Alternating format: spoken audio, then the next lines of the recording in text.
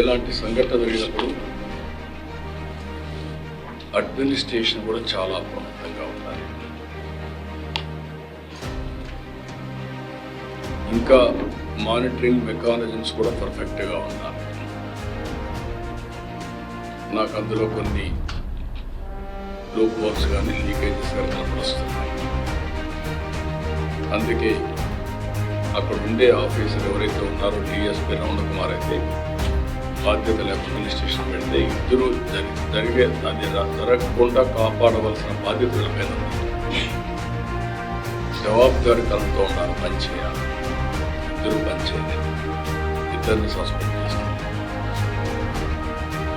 ఎవరైతే ఆఫీసర్స్గా ఉండి ఎస్పీ సుబ్రాడి గారు కానీ జేఈఓ గౌతమి కానీ సిబిఎస్ఓస్కి ఇవన్నీ తక్షణమే ట్రాన్స్ఫర్ చేస్తున్నారు. మనమంతా బాధ్యతతో ప్రవర్తించేస్తాం.